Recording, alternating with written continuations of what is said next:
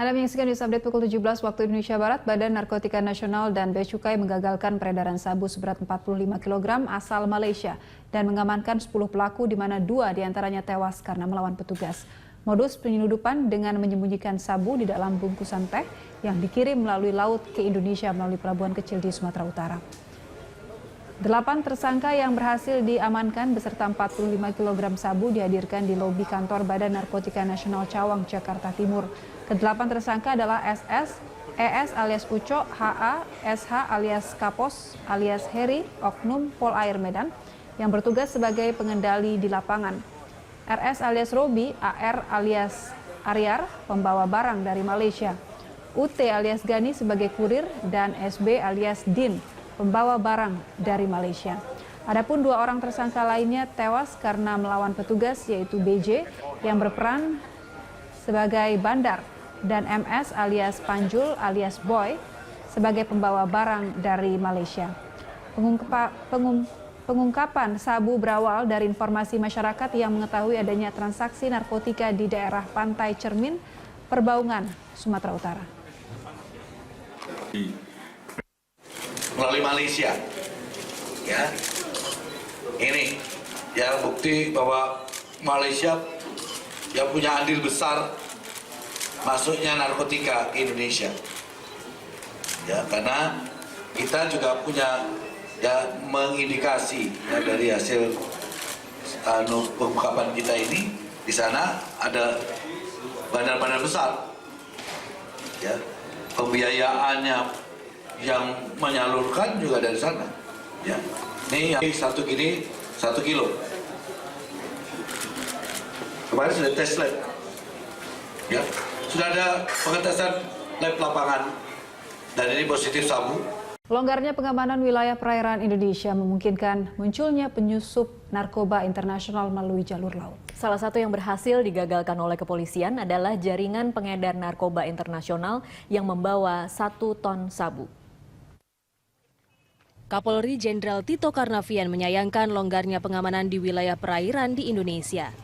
Wilayah perairan yang luas dibandingkan jalur udara yang terbatas sangat menyulitkan pengawasan. Tak heran jika kehadiran pendatang dengan kapal pribadi sulit dideteksi. Sementara itu, upaya penyelundupan narkoba jenis sabu oleh jaringan pengedar narkoba internasional yang memanfaatkan jalur laut berhasil digagalkan. Hal itu dilakukan berkat kerja keras semua pihak. Kita juga memotong demand permintaan. Ini bisa dikerjakan oleh penegak hukum sendiri, tapi harus bersama-sama dengan stakeholder yang lainnya, ya, dalam rangka misalnya memutus supaya masyarakat tidak mengkonsumsi narkoba. Itu demand. Nah, ini pekerjaan banyak orang ini.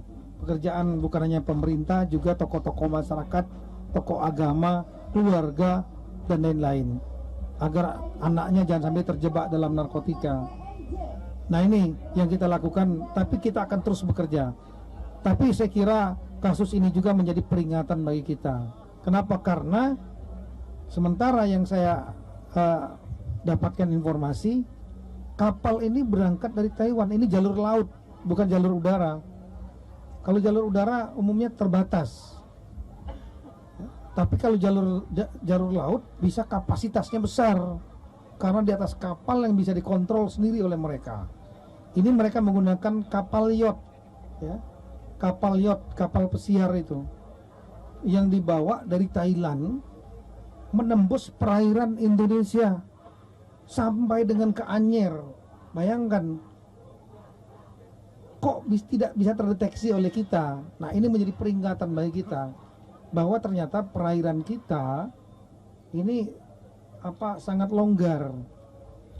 Kita melihat di daerah timur mungkin longgar, ya, tapi ini masuknya nih ke daerah sentral. Bayangkan dari Taiwan turun sampai ke memasuki kepulauan Natuna, jalur selat, masuk terus ke Selat Bangka sampai dengan masuk ke Anyer. Ini keterangan sementara, ini interview sementara. Saya minta betul kepada tim, coba cek jalurnya mana ini. Kok bisa kapal Taiwan masuk perairan Indonesia? Tim gabungan Polresta Depok dan Polda Metro Jaya berhasil menggagalkan pengiriman 1 ton sabu dari Tiongkok melalui Pantai Anyer, Serang, Banten pada Kamis 13 Juli lalu. 1 ton zat metafetamin itu diisi dalam 45 karung beras dengan berat masing-masing 20 kg. Upaya pengungkapan dimulai 2 bulan lalu ketika polisi menerima informasi dari kepolisian Taiwan terkait adanya paket sabu yang dikirim melalui laut. Informasi itu kemudian ditindaklanjuti Direktorat Narkoba Polda Metro Jaya dengan melakukan pengawasan orang asing di perairan Jakarta dan sekitarnya. Tim berhasil menangkap 3 orang tersangka warga negara Taiwan dan 1 orang melawan sehingga kami berikan tindakan tegas. Lalu barang bukti yang berhasil kami sita jenis sabu seberat 1 ton dan ada 3 kendaraan yang dipakai oleh tersangka kami sita. Selanjutnya 1 orang yang melawan kami tidak tegas dan meninggal dunia di tempat. Rencananya 1 ton sabu tersebut akan diedarkan di seluruh Pulau Jawa, terutama Jabodetabek. Tim Liputan Berita 1. Pemirsa, Hakim Pengadilan Tipikor Jakarta menyebut politisi Partai Golkar Ade Komarudin menerima uang korupsi KTP elektronik. Uang tersebut diberikan kepada Ade Komarudin oleh terdakwa Irman dan Sugiharto. Majelis Hakim menyebut Irman dan Sugiharto memberikan uang kepada politisi Partai Golkar Ade Komarudin sebesar $100.000 Amerika Serikat. Menurut Hakim, Irman tidak hanya kenal dengan Ade Komarudin tetapi juga pernah memerintahkan anak buahnya untuk menyerahkan uang kepada Ade. Irman mengaku permintaan uang itu atas inisiatif Ade Komarudin. Selain Ade Komarudin, korupsi KTP elektronik juga melibatkan sejumlah mantan anggota DPR hingga Ketua DPR Setia Novanto.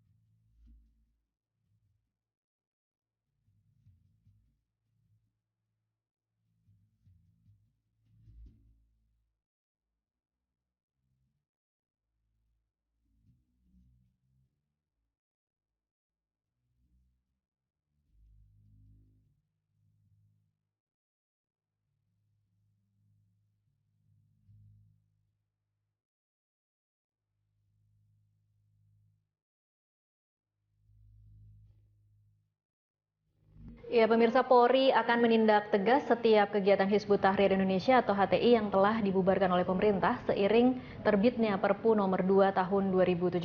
Sementara HTI menilai pencabutan status Badan Hukum HTI cacat hukum.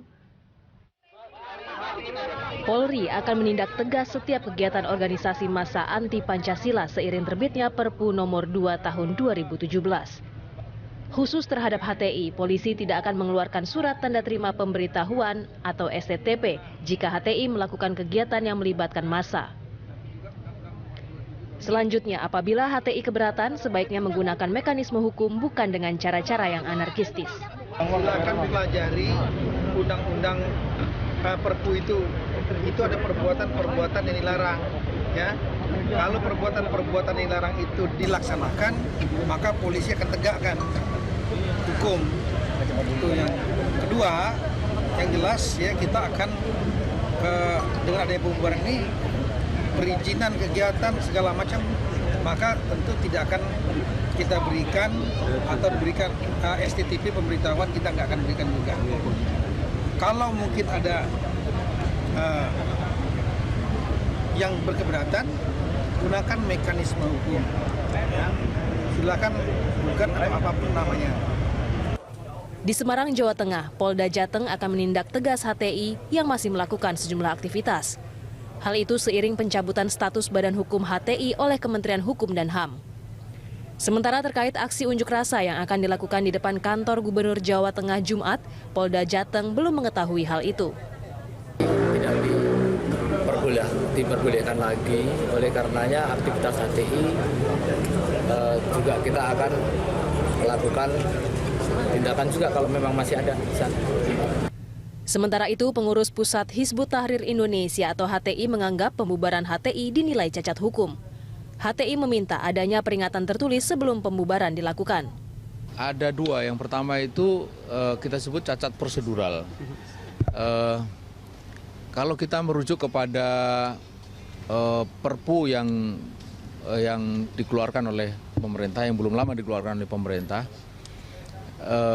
pencabutan status badan hukum itu merupakan sanksi administratif yang dikeluarkan oleh pemerintah oleh karena sebuah ormas itu melanggar ketentuan mengenai larangan. Pemerintah akhirnya mencabut surat keputusan Menteri Kemenkumham tertanggal 4 Juli 2014 terkait Badan Hukum HTI. Keputusan itu diambil karena ideologi HTI dianggap bertentangan dengan Pancasila. Selain itu, pembubaran HTI dilakukan dengan alasan merawat eksistensi Pancasila sebagai ideologi, Undang-Undang Dasar 1945 dan keutuhan NKRI. Tim Liputan Berita 1.